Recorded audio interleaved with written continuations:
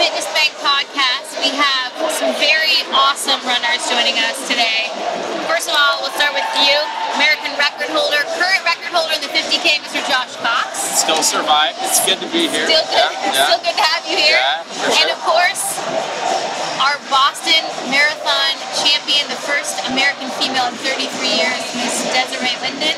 Thanks for having me. Excited to be here. We're excited to have you guys. Now, you are a former long-distance professional runner yourself, Josh, Yep. but now you are Dez's agent. Yep. A little bit of a role reversal change for you.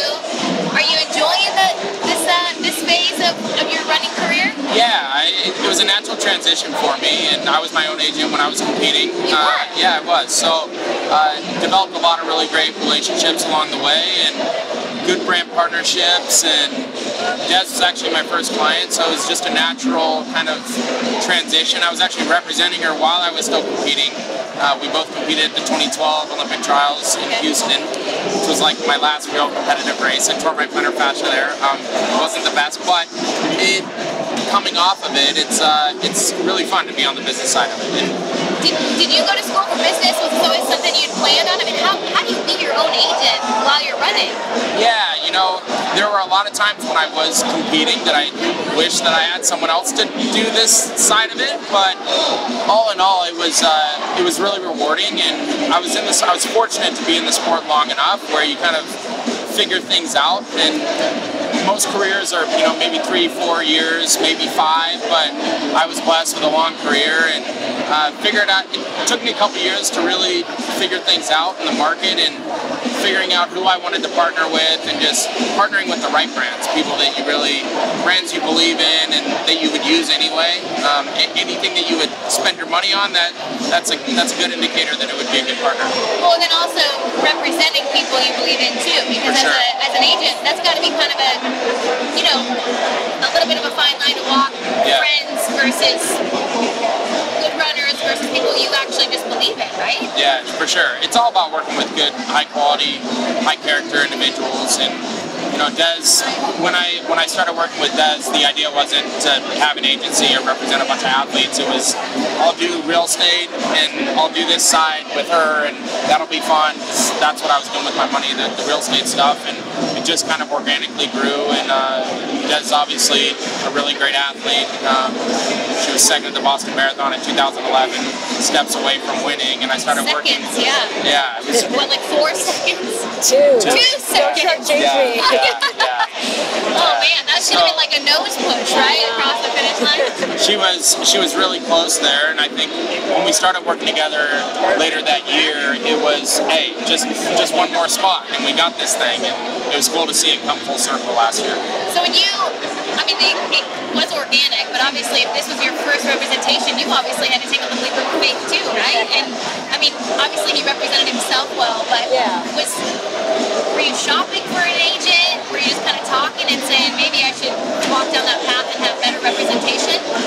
I had been hot on it for a while, and I was set up where my coaches were, going to bat for me and doing the business side.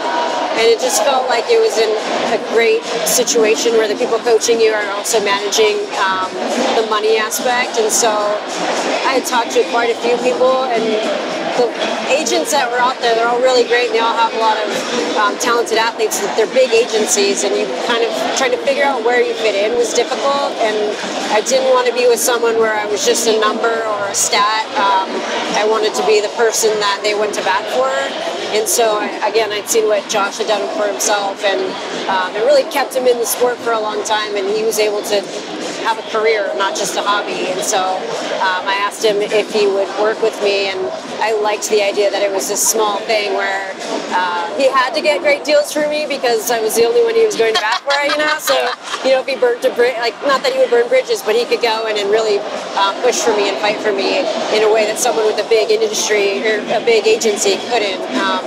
And so that helped him grow his own agency and his own brand, and it obviously helped me do really well in all of my contracts because he set the tone with my career. And so it's been a great, we've had a lot of progress. Well, not to mention that, you know, as a former runner yourself, you can not only talk business, but you can talk training and nutrition. I mean, it's kind of everything built in one. Yeah. So did you have a conversation with each other kind of about things you wish you would have done differently and how you were going to make this passion and yet a business? Because there's such a fine line, right, about maintaining a level of training, which is how you win races to make money, and yet do appearances and be a brand ambassador and all that kind of stuff. Like, is that a lot of your conversations? Yeah, well, Des understands that there's a difference between being a sponsored athlete and a brand ambassador, and ideally you're both, you know, and you do both at a high level. And when you partner with brands that you believe in, it's easy to articulate why you love the brand, why you love the shoe, why you like a power bar. You know, you can talk about these things because you really like it and you use them. Yeah, exactly. And it's a natural thing. And I mean, certainly after Des won Boston last year, it changed everything. You know, and you know that in the abstract, like, oh, this race, you can change your life. One day you can change your life, but you don't really know what that means until it happens. And then you're like, oh, this is what it means, and it certainly did. In good ways, and yet more complicated ways, right? Because as a runner, I mean, you win money here and there, you get sponsored deals, but this is a major payday that you have no idea until that moment whether or not it's going to make it happen. So, but you have to understand too that just like with great wins comes great, consequences. Right. For lack of a better term. Sure. In that moment, when that all changed for you, I talked to you a little bit this morning about it being a tipping point.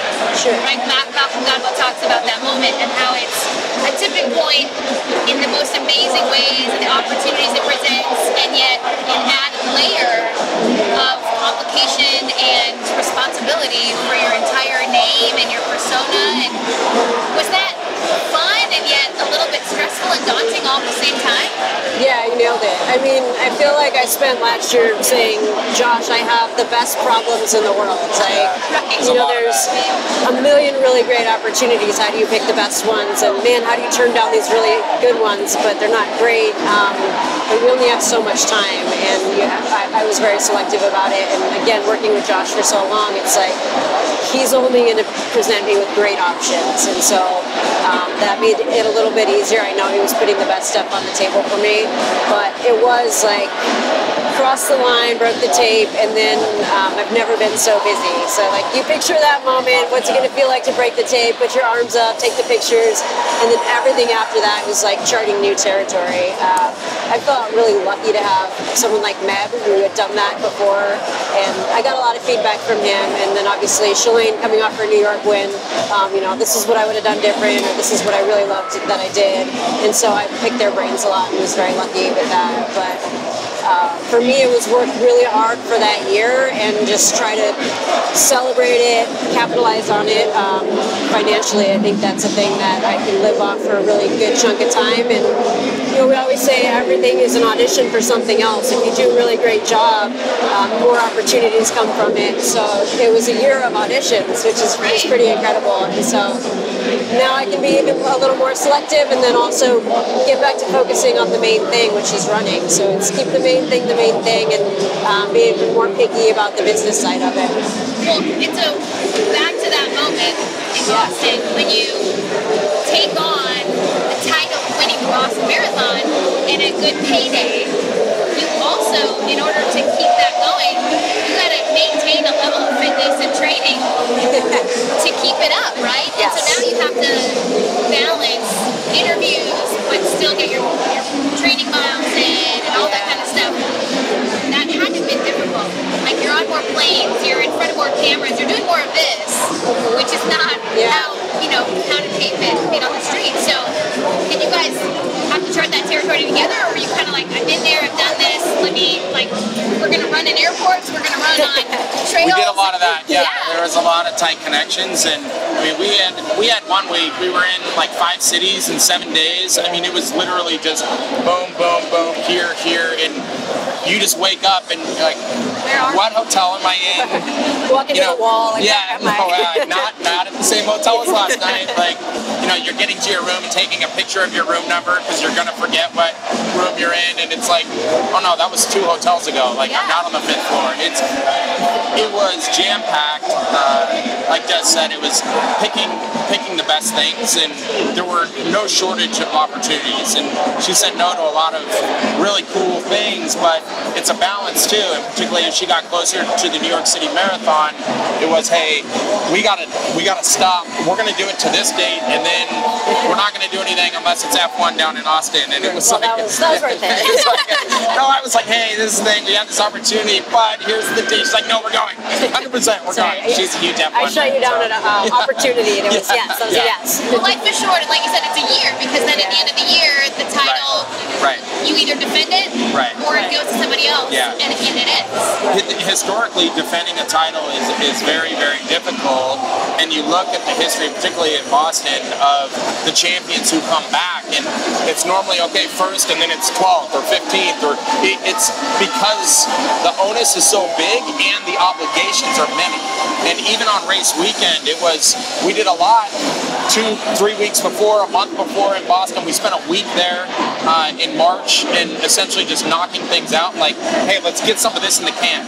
Let's do it now, and then you can release it on race week, but trying to keep it as light as possible. But the reality is she had a lot to do there. I mean, they had the champion celebration the day before on a Sunday, and she's out there doing an interview with Teddy Brisky, and it's awesome. Like, these things are great, but like, it's a lot. And so she performed really well again in Boston, and she's so consistent, and that's the thing you're going to get with Des. Even she always shows up to her mantra, keep showing up, and she knows how to compete very well on race day, and she always just delivers consistent performances. Well, you say keep showing up, and if you look at before Boston, there were near misses, as we talked about, right? Yeah. So close, and there was even contemplation of throwing in the towel. Yeah. Right? Like, just before that race, that was your tipping point. Yeah. So, was it a love for running? Was it, you didn't want to go get a real job? I mean, what was it that kept you showing up? Yeah, I mean, it certainly was a mix. I think at the very root of it, I really love what I do. I love running, and I took a nice chunk of time off in the fall of 17, and it was like, do I really want to do this, or how much do I keep wanting to do this? Like, do I want to keep doing all these miles? It's a big investment of your time and energy, and is it going to pay out? Is it worth it? And I took that time off, and at a certain point, I started to miss it. And I was like, well, that's a good sign. And then you start working out again. You go, this feels pretty good. This is actually pretty fun. So yeah, I think the really root thing is that I just really enjoy running and competing, and we have X amount of time to get to do this and to do it well, and the clock is ticking on me for sure in that part of my career, so I want to do everything I can at the highest level I can while I can. And so that was a big part of it. And obviously there's contracts with it too. I have obligations to brands and sponsors, and if I just throw in the towel, it changes things, and I'm committed to them, so I was fulfilling those commitments as well, and doing them with all the energy and expectations that I brought to the table for them. So we talked about the idea of a real job, which I don't have either, but one of those things that really a lot of people have. Sure. You had a job. I did. Tell us a little bit about your first job. Yeah, so growing up I did chores and stuff, and that was like you could make some money at home or whatever. But I was always in sports, so I was a 3-season athlete. I would do soccer, softball, and then moved to Southern California. You could do soccer again. Eventually got into track and field. And so just growing up, I started around age 4 and played all the way through high school. And so those were my summers. And my sister was like, I want money, I want to buy a car, I want new clothes. And I'm like, I just want to play sports. And so she did the job, and I did that during my summers. So out of college, college. That was my first job, which surprises a lot of people. Yeah, right out of college. Yeah, and so, I mean, I had scholarship at college, and I got a nice little loot check to get you through the month. It was pretty cush. Yeah. Obviously, you graduate, and you're like, okay, real job. Now what? Work experience. Can run from A to B, you know, like, it's tricky, but joined the post-collegiate running scene because I was like, well, I'll try this for a few more years. We have to supplement it with something, and so I was doing customer service at a company in Michigan called Moose Jaw Mountaineering, and I was answering phone calls, mad people, like, where are my socks, where are my gloves, like, hold on one second, and then the customer service emails. It was really fun though, and being with a group of people who like outdoors stuff, like activities, and we're selling the gear, and they're doing all these fun things. I met people my age that weren't runners, so it kind of balanced my life, you know. It was like, I have this part of my life, it's my job, but then I also have this other job. Like, it was almost like the fun for the job. Yeah. So your husband runs too? He does. And he has a real job? He does have a real job. Do you have the conversation with him? I mean, it's good that he's a runner, so he understands like the passion you have, but do you have those kind of like real life moments where you say, like, you know, we need more stability, we want these kinds of things, should you get a real job? No, I want you to do your passion. Like, what are those conversations like? I mean, I know I have those in mind. You know, you have moments where you have to, like, unfortunately meet reality, and you have to have health insurance. Sure. You know, and somebody has to do the things that life requires, taxes and, you know, all that kind of stuff. But do you have conversations where it's like, I just want you to do your passion, or like, I want to give it 2 more years and then, you know, we'll try another chapter? I've been super fortunate. You know, I started probably at the bare minimum contract you could have as a runner, and I've just built and built and built, and I've become more secure and have had long-term contracts where you feel like, okay, this is for sure 4 years of good earnings, and we can live off this, and we're comfortable, we're fine, and Ryan's going to still work, and so on and so forth. But I mean, that has helped quite a bit. So those conversations don't come up too often. But it is planning for the future, you know, like I can do this career for so many years, and what's next? I'm not a big spender. I have like one vice, and that's about it. Yeah, and which we have to know. This one vice, and I think is amazing. So I mean, like, I have champagne taste in shoes. That's what it is. And I wear Brooks because they're amazing, and they're the best running shoes out there. When I'm not in Brooks, I buy like nice sneakers, and I've spent money on Gucci sneakers. Really nice sneakers. Louis Vuitton sneakers. And I guess in some ways it totally makes sense, because you live in sneakers, but like if you're going to step up the fashion sport, right, then you step up, but you share this passion with someone else. It's true, and it gets us in, we're enablers, like it gets us into trouble. I'm like, you should totally get it, it's worth the money, and he's like, my wife's gonna kill me. I'm like, no, she's not, because look how cool they are. We went into the Louis Vuitton store, were we? In Phoenix. Oh, it was in Phoenix, yeah. So we are in a lot of cities, but so I went in there and I was like, hey, I want to get you a bag, like a gift, whatever. It's a big year, you know, thing, and I have a Louis Vuitton bag, and it's my man purse or whatever. And she like looked, and Des isn't like, oh, just I'll buy something for the sake of buying it. Like it's not her at all. And then she got done looking, and then they're like, oh, we should go look at the kicks or whatever. And I was like, oh, these are sweet. She's like, oh, those are sweet. You should totally buy those. Right? And I was like, she's all, let me buy them for you. And I was like, no, I came here to get you a gift. Like, that's horrible. But I will buy them. So, I mean, I did. There you go. Yeah. I've never actually, I didn't even really realize that those really nice brands made shoes until this conversation was had. So, is this like something you guys like share pictures of and like wish lists and dream? And she texted me another pair the other day. I was like, you should get these and match your bag. And she's like, I'm thinking about getting these. I'm like, those are sweet. So what are your spouses? Is this like you guys have each other for running and sneakers and? I think we work super hard. Like you hear the stories like 10 cities in 15 days or whatever, and there is a point where you reward yourself. And like I don't spend on a ton, and I can go through a big year and save quite a bit, and then you're like, well, why am I working this hard? Like, why do I go to all these cities? What's the point? So every now and then you have to take a chunk and be like, this is for fun. Like, I'm going to enjoy what I'm doing. Otherwise, I could do the real job behind the desk, and that's an option too. So the other piece of this, speaking finances, is that I feel like a lot of kids, they analyze nutrition plans and training blogs and all sort of stuff. But the business side of it is a real asset to have too, which you had. Yeah.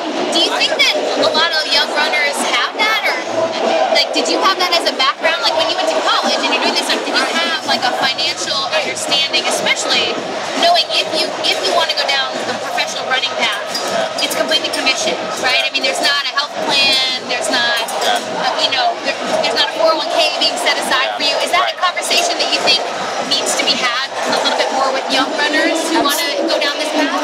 Yeah, I think it's super important. I think that there's more athletes talking about it now and sharing their experiences and understanding contracts and like what you're signing up for, and don't just look at the bottom line and be like, cool, that's great. Like, read the terms and conditions and all of the things in there, because it's a huge decision, and it's like your first job. You wouldn't just be like, okay, yeah, like signing off on that, and then you realize like you've given up, you have no vacation days or whatever. But even though you said that your sister went and got a job because she wanted to buy things, right?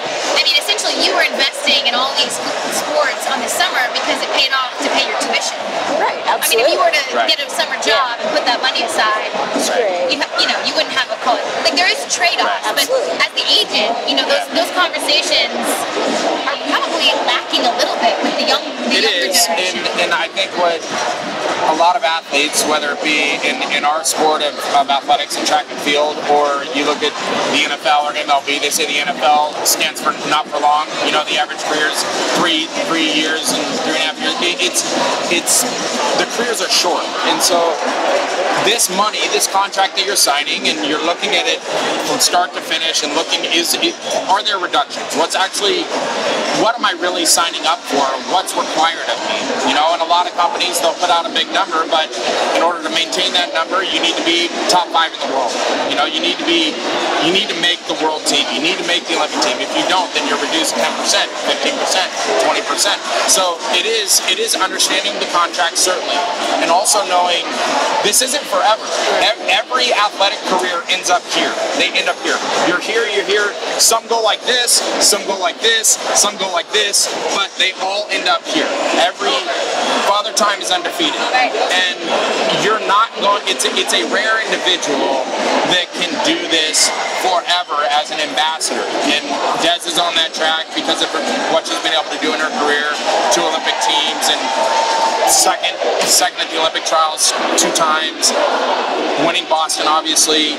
It's few and far between. And the reality is the financial literacy piece, it's getting them to understand, bank it, man. Like, save it. And what I did during my career, I was fortunate to have great partners, and I did well on the business side. And we bought homes, and we have rental properties, and that's my retirement. It's there, and we don't touch it. It's been a process, and certainly you have to get to a certain point, and you have to be willing to do the things that it takes and requires to be a great brand ambassador. Showing up and signing, when you have a 90-minute signing, it's signing each one like it's the only one you're going to give that whole day, and engaging the people and really developing the fan base and becoming an asset to the brands where they go, we have to keep this person on. They're essential to us. And Des has a great partner in Brooks, long time. They've been with her the entire way. We had a long-term meeting, a month and a half ago about long-term with her, and great things are in store. But the reality is, on the financial literacy side, my advice to my athletes when they sign a big deal, it's like, hey, go reward yourself, go buy a pair of shoes, something, that's cool. But also, you don't need to buy the $85,000 car. You don't need to spend $800,000 on a house. Like, just be smart with it. And you don't want to max it out. If you can qualify for $1 million house, it doesn't mean you go buy $1 million house. Right. You don't want to be house poor. Well, and it's the same with training, right? I mean, just because you can go and run 13 miles a day doesn't necessarily mean you should. Like, you need to work up to it. You need to train so you don't blow your knee out. You don't do the things that will hinder you from doing that in the future. So the other question is, how do you keep the longevity of your running career and the longevity of loving it and not making it too much of a business? You know, like mixing business with pleasure, knowing that? Because you said, I mean, you were in this for a long time before it really paid out. Big dividends to you. So how do you keep the longevity of the loving of running in tandem with making it a business, making it your life? I think it's really hard. I mean, I think we go to work some days and it's like, I don't want to be here, I'd rather be doing something else. And it is tricky to balance it, and it's definitely challenging, particularly on the back half of your career where I'm at now. It's like, what's motivating me to get out the door? Like, is it making another Olympic team? Well, I've done that. Like, when you've checked a lot of boxes, it gets really hard. So you kind of, for me, it's that time off in 17, it was really focusing on, like, do I love this? And most of the days I do, so that makes it a little bit easier. But it's always been about finding out how good I can be, and I think adjusting where I'm at now, like, okay, maybe you won't get any better, but you can still challenge yourself every day. You can still put in work, and you can still go out and test yourself. And it's the you versus you mentality where, like, you can go out on a course and forget every other competitor, just get the most out of yourself, and you cross the finish line, you can feel fulfilled. So that's still really exciting to me, and so you do all the other work to have that experience, and it's the best. Like, it's a great hobby, and I get paid to do it as a job. So because there are some athletes who I think Michael Phelps is one of those guys where it's like, once you've done it, then what? Yeah. Right? Like, was it like 8 gold medals, you know, at the Olympics, and then he had a moment of like depression because then it was over. Like, I don't know what else to do. And so there is that fine line of, you obviously know that running and your health and fitness is paramount in your life for like enjoying your health for the rest of your life, and yet how do you not hate it, right? Yeah. Because you do it so often, and yet how do you make it continue to be motivating in your life? Because at some point, you're probably not going to be able to run at the pace you run right now. It's going to change. And so you look at older people who have to, you know, go to a different mental state to say, I have to check into like 10-minute mile pace, right? Or like maybe just regular folks like me that have 10-minute mile paces. But how do you keep yourself motivated to know that you want to keep that health and fitness level, maybe not at the level you're at right now, and yet change your focus to know, like, maybe it's not another Olympic team, maybe it's not winning the Boston Marathon, but it's just like the love of running. And I guess for other people, I mean, what would you give advice for other people who want to keep that out there? I would think about how you feel when you finish a run. You know? Just a regular run, not a Boston Marathon, not a running race, just a run. Like, you know, you go out the door and you're like, I'm tired, I'd rather be sleeping in, or like on a day you don't really want to run. You go do your run, put in a few miles, you start getting in a rhythm, you start thinking about things, and it's really not that bad. Then you get done and you're like, so glad I did that. I feel like I have a fresh start to my day. Like, it's just that rewarding feeling, and like, capture that, you know, and you can do that every single day and have that feeling of like, oh, I've invested in myself. I've made myself a little bit better. I've made myself a little bit healthier. And I mean, that's what I do on days when I'm not thinking about winning Boston or making an Olympic team. It's like, well, I spent an hour 15 on self-care. This is good. This is a good thing, you know. It's therapeutic. There's always benefits when you get back. You're like, oh, that was actually pretty awesome. We are head cases as humans, right? I mean, like, it's an emotional, psychological battle all the time. We talk a lot about a runner's high, like that feeling of euphoria when you have something really great. It's almost like drugs, right? How do you keep a runner's high in your life, like that feeling when the ultimate is like winning some amazing thing, breaking an American record, you know, winning that thing? How do you keep a runner's high when it's not the same high as the ultimate high you've ever had? Well, it's not possible. You know, I mean, it's like love. You know, when you get married, you say, I'm going to love you till death do us part. I can't promise I'm going to feel like loving you every day, but it's a decision and it's a choice. You know, it's like it's the promise part of it. You know, and it's like I've made a decision to commit myself to this person forever. And comparing marriage to life and career, it's similar where it's like, yeah, you have those high moments with a spouse where you're like, oh, this is amazing. Like you're on the beach and then you have the normal and then you have the grind. Right. And that's the thing. It's like with running or fitness or career stuff, like you fall in love with the process. You fall in love with the act of what it takes to get you there, not the end result. The end result is fleeting. If that's what you're chasing, you're gonna be bummed and sad, and you're never gonna. It's the mist. You're just gonna be grabbing the mist. You're never gonna get it because there's very few get to win Boston, and that's the thing that you have in your mind's eye every morning when you're training and hitting the alarm when you got to wake up before a flight. It's still dark outside, and you're logging 12 miles. That's why you're doing it. But the reality is, for 99.9% of professionals, they're not going to win the Boston Marathon. Right. That's just the reality of it. But when you can fall in love with the process and actually fall in love with that grind, the daily, it's awesome. I had a week last week where I did 3 round-trip flights from California to New York for NBC stuff, and it was my most in a week, and I had obligations back, preschool graduation. Des had an appearance, so I came back in between and went back, and it was cool because I kind of reset. Looking at my calendar, that going into that week, I was like, I'm not going to think about this. I'm blessed to have these opportunities. This is awesome. People give their right arm to have these opportunities and do what I'm doing, and it was cool. Like it's kind of a reset and a reframing where Des doesn't always love running. I mean, it's like it's hard a lot of times. It's like, the camera's on. I mean, it's just the reality of it. Like, and you know, people say love what you do and you never work a day in your life. Like that's cliche. It's like no, there's a lot of I love what I do.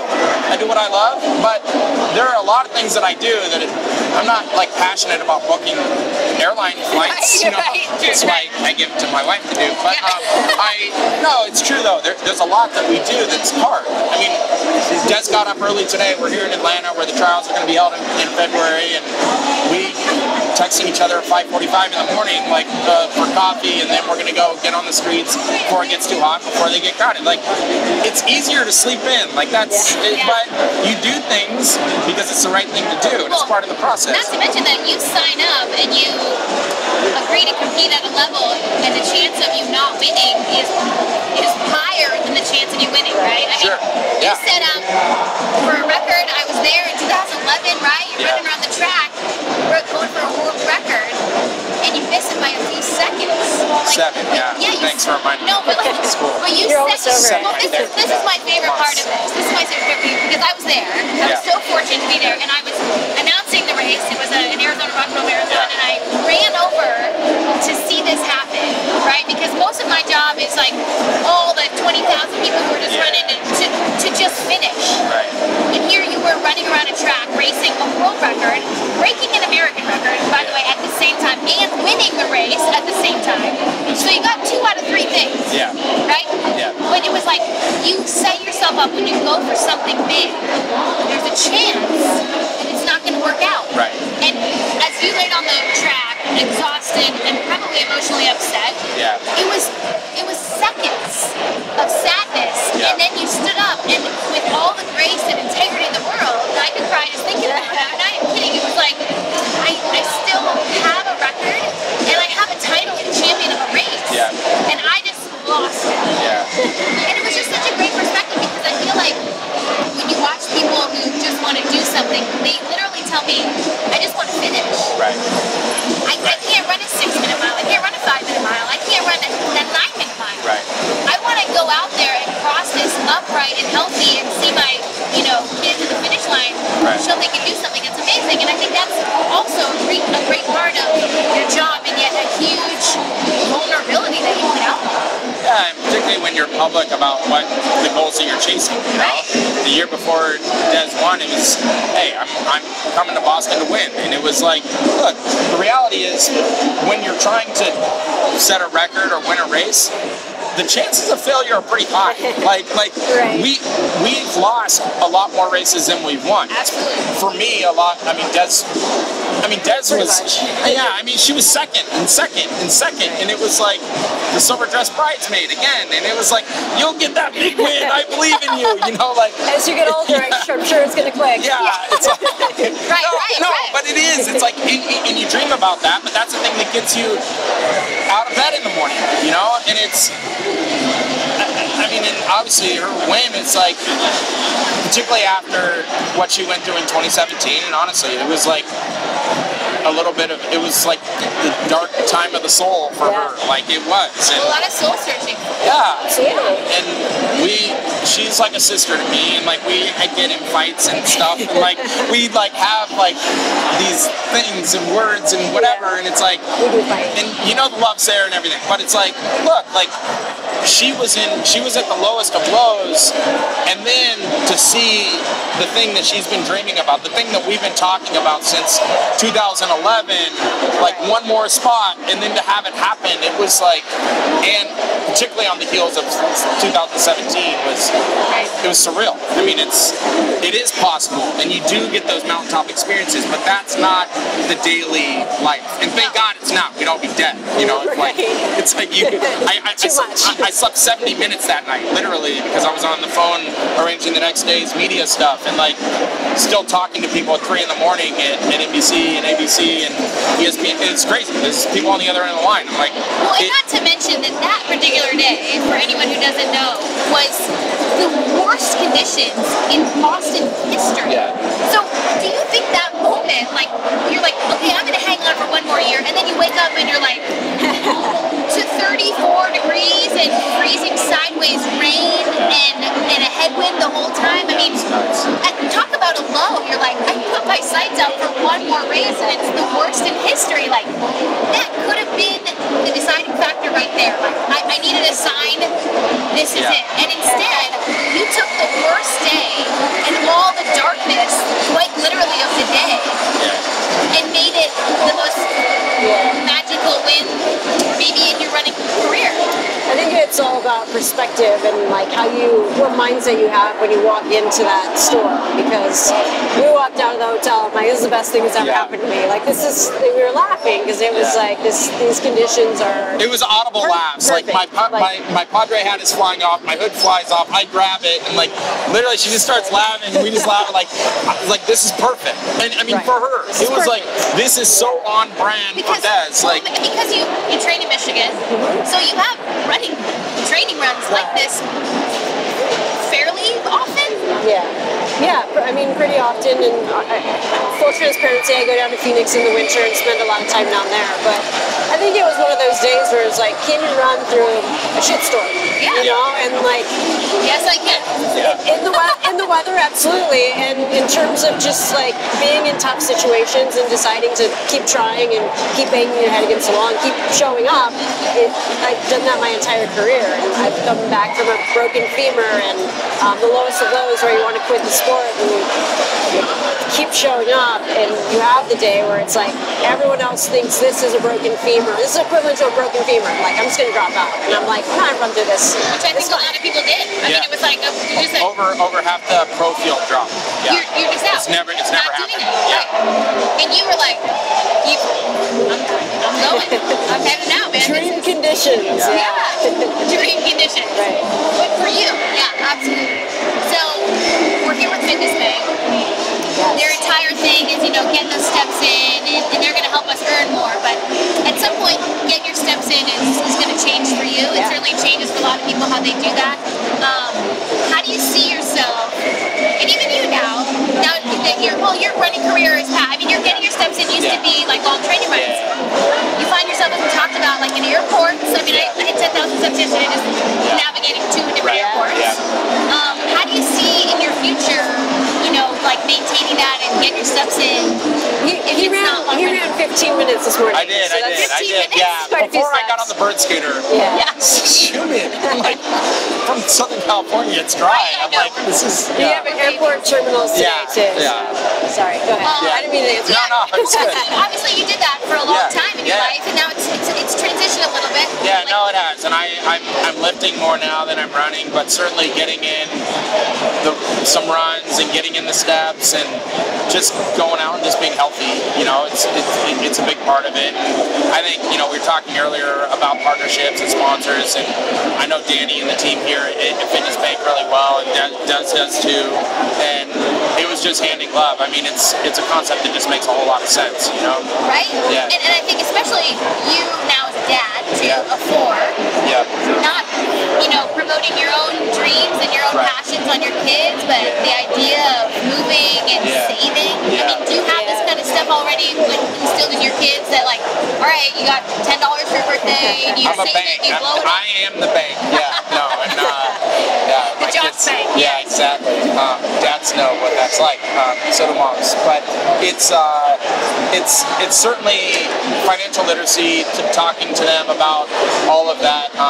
It's part of our dialogue. It's what my dad was a super successful businessman. And I think growing up, he was president of Linden Financial and was in Virginia, then Florida, and then they brought him out to San Diego to lead that office. And P&L sheets, like marketing departments, this was all part of just normal talk. You know, like it was just normal. And I think developing that kind of atmosphere with our kids is important. Teaching them how to save. They do all have their piggy banks and the deal, and we have some that you can't get into. It's like you got to break them to you know, but you just go in and say, hey, put this 5 in there, you know, put this 10 in there. Saving it is good, and obviously from my perspective as a dad and provider, you know, it's everything. You know, I mean, it's certainly. As much as you have to instill knowledge of nutrition, you have to instill like financial knowledge that it's not. I can't be that bank forever, right? Like there has to be an understanding that things cost money and that you put energy toward working and then you can save and especially if you want to be a professional athlete. Well, and it's you teach them the principles for financial literacy and saving money. It's giving them a fishing pole instead of giving them the fish, you know. And it's like it's easy to give somebody money, but teaching them how to fish themselves, that's everything, you know. So I mean, my kids are 8, 6, 5, and 2.5. So certainly they'll be coming to the dad bank for a few more years. And also teaching to fish, just fishing in general, is a long process.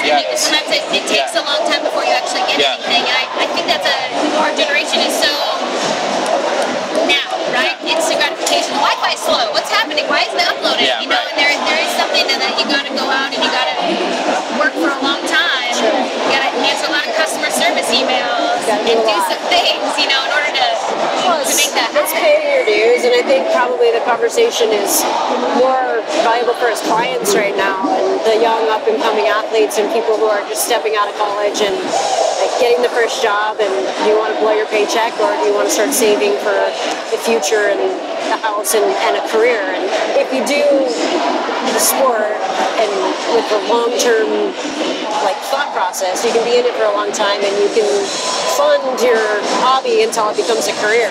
But a lot of people, if you have that instant gratification mindset, you sign your first contract and then that's that, you know. But so it's teaching, I think that's quite a bit of value in what we've gone through that we can teach the younger runners, you know. And you had this a side job for a while and then you were running at the same time. Do a lot of professional runners in this space have other jobs, like, you know, kind of things with health benefits and other until you can make it? Some do.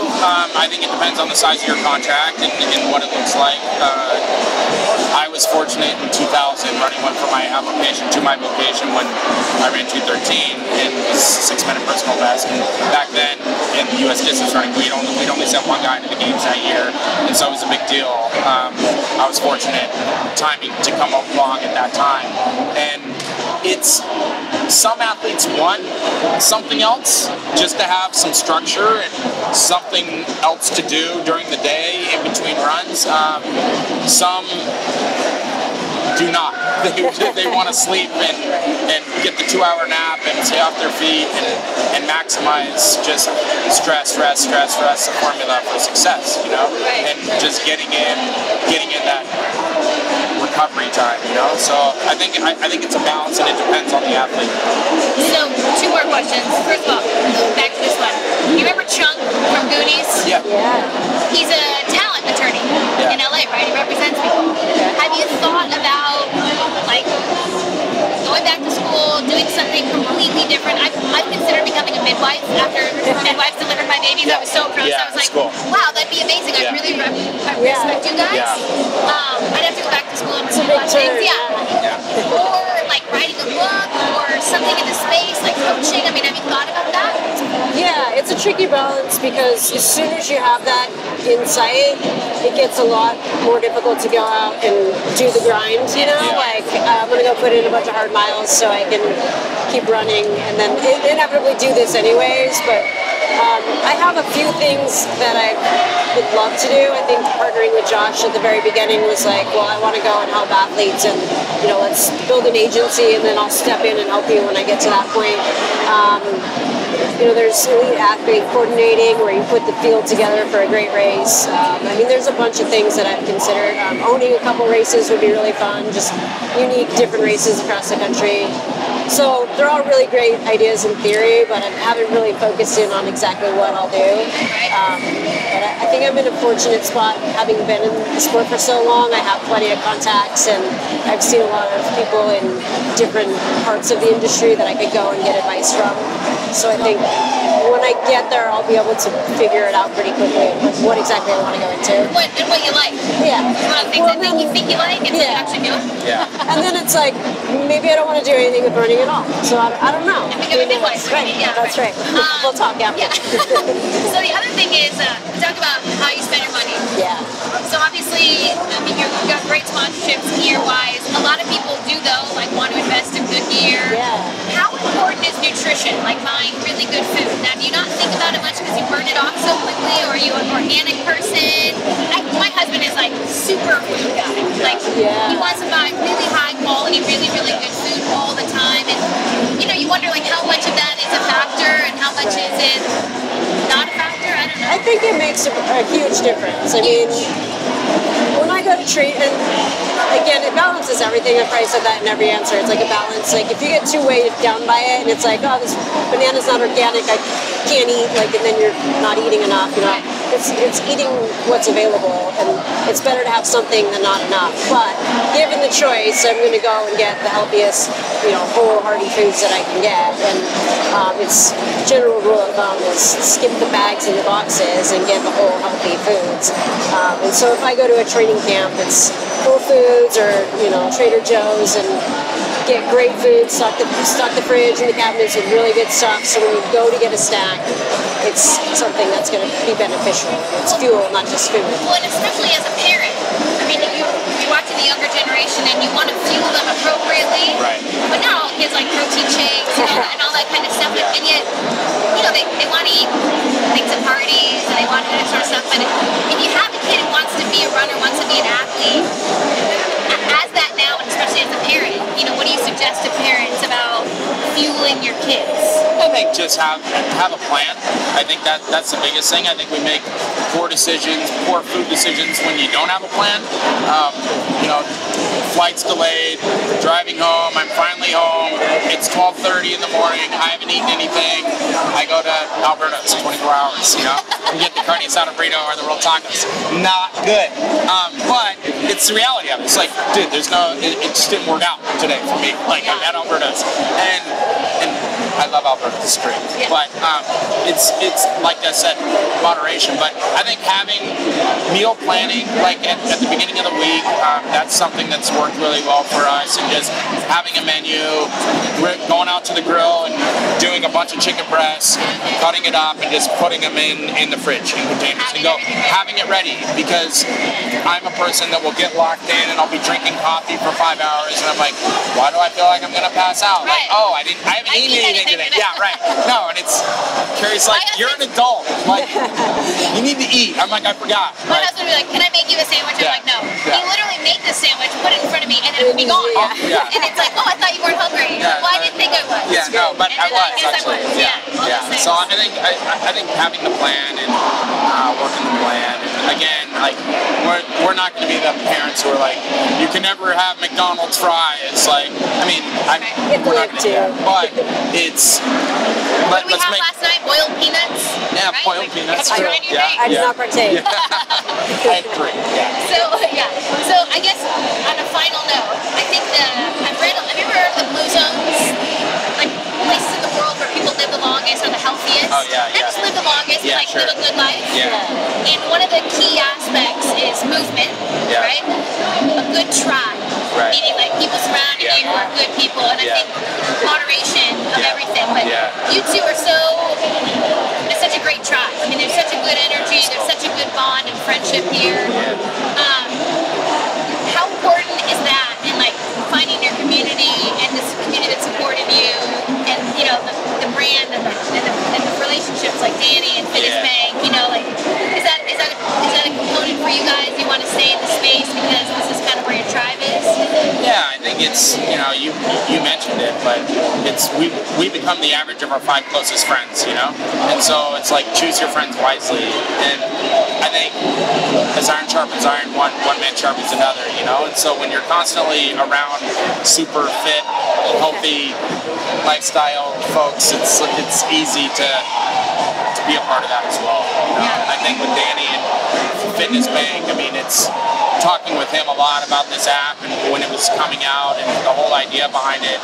That's what they're trying to build here, and it's like a community of people that we were just looking at the leaderboard, and I'm like, I have 7,000 steps in or something, or almost 7,000, and I was like 14th on the list or whatever, and I'm like, I have work to do, but there's like a 74-year-old that has triple my number, and it's like, you're like, oh, okay, like it's cool. That competitive side in me is like, all right, I need to step it up. And not to mention that you're going to earn in other ways, right? You're going to earn maybe up to 3% if you hit your monthly target and all these kinds of things. But yeah, I think the camaraderie is a huge factor in this and why we all kind of stay in the space, but how you find like-minded people to keep you motivated. So we just want to thank you guys from the running community for being such good advocates and a great tribe to be around. So many more success in whatever avenue that is, not just at the finish line, but we hope to